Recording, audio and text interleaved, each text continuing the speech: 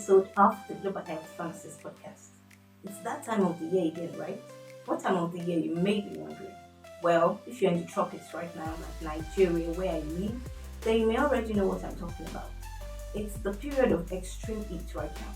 There's actually a heat wave going around. Everywhere is humid and really hot, and it makes people uncomfortable. Just today I've met people who have complained about this heat in one way or the other. Sometimes cooling the air doesn't even work. Even appliances like fans blow hot air. This is a problem caused by climate change. Of course, it's not like there hasn't been heat in times past, but it seems that it keeps getting worse. Even though there are reports that the ozone layer is recovering and all that, but I don't know, we are not feeling it yet. It is to be expected anyway with all the environmental pollution going on in the world today. But that's not my main topic for this episode. I actually want to tell you how to navigate this period and reduce the discomfort that comes with this extreme heat. You know what? I've talked about it before on this podcast. In fact, that was in the month of March 2 years ago. So maybe there's something about the month of March and heat. Well, the title of that episode is Dealing with Extreme Heat and Prevention of Heat Illnesses. It's a loaded episode, if I do say so myself. I believe you'll find it very beneficial. Be sure to listen to it. I would only be giving you survivor tips for this hot weather in today's episode. Get the details in the episode I talked about. So let's call this episode a video recap, shall we? Without further ado, let's get right into it. The first tip is this: hydrate. I don't think anybody has to cajole you to drink water all the time this period, because I'm sure you would often feel parched. Or even beyond that, do not wait to feel thirsty to drink water. Drink water all the time.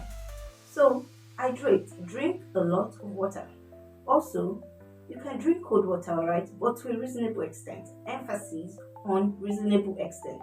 Don't because it's hot, then you go and start chewing ice. And I said water, not carbonated drinks, not energy drinks.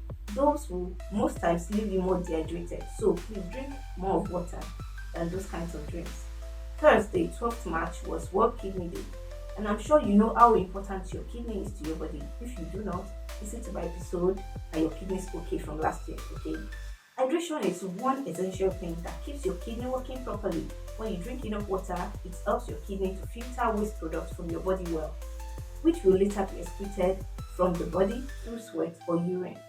It also helps to prevent kidney stones, which occur due to concentration and crystallization of minerals in the urine.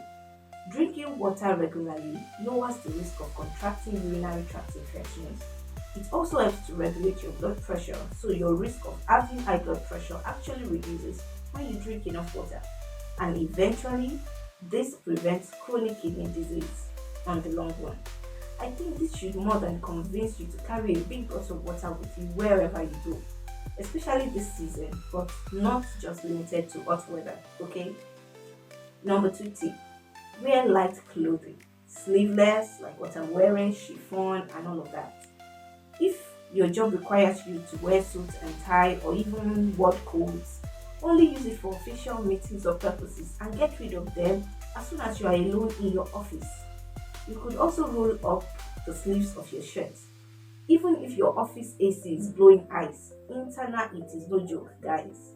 Number 3 tip: stay indoors as much as possible or find shades as quickly as possible. That means don't stay under the hot sun too long. This includes people that have cars. Don't think your car is the same as being indoors. Majority of car parts are made of metals and this absorbs heat. So if you've ever been in your car under the hot sun for too long, you understand what I mean, especially in traffic. Or maybe you left your car in the sun for a while, then you went back to it. You see how hot it gets, right? Yes, you could use your AC, sure, but remember fuel price. So better to get inside the house as soon as possible. Number 4 tip: use umbrellas or clothes to protect yourself from the sun. The clothes I mean are maybe your handkerchiefs or something. It is a means of carrying a shade with you when you're on the move. Use sunshades to protect your face as well.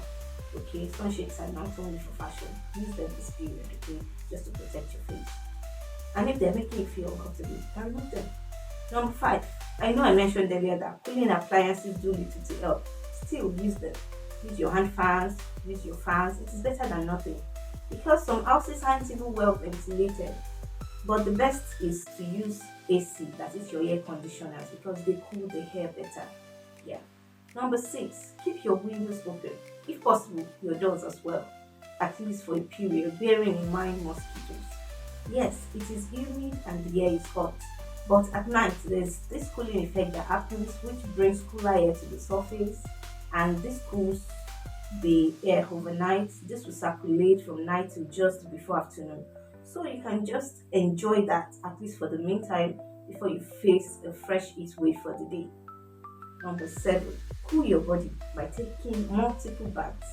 If you've been bathing only once in a day before, maybe it's time to consider twice or even more times than that, depending on how hot you feel and also depending on availability of water, of course. But I'm not even talking about bubble baths. Just pour water on your body and do not on well dry. I would also advise that you keep it light when it comes to creaming your body. If you've been applying double layers of creams, a light single layer should do this period. And if you have dry skin and you've been using Vaselines, avoid those altogether because these creams have occlusive properties, which means that they help to trap moisture on your skin. Before you know it, your clothes will be all wet, especially your back and armpits, and you'll be feeling really uncomfortable. Number eight, don't wear dark colored clothing. Those absorb heat, especially black. Instead, wear light colored clothing like white, yellow, and the lights, the ones they call sundresses. Those they radiate heat, alright, instead of absorbing them. Number nine, conserve your energy. Because of it, metabolism is faster in the body. You get exhausted faster than usual, so avoid intense and energy consuming work, especially those that require manual labor. If you're one that does this for a living, take frequent breaks and drink enough water. Fitness bodies, please keep gym workout mind so that you don't go and fake suddenly from dehydration. You know those kinds of intense activity cause you to sweat a lot. You want to conserve body water, you see. Although sweating gives you a cooling effect, but in extreme heat like this, it dries up fast and you hardly feel any cooling at all. Instead, it comes with discomfort. And finally, eat fruits, especially those with high water content. That's another way you can hydrate, Fruit like oranges, cucumbers, pineapples, watermelons. Yeah, they help replenish electrolytes that might have been lost through sweat. Those are the tips that I have for you. But let me give you a bonus. For ladies like me, please avoid long hair this period because heat. Avoid long wigs. Just use short ones.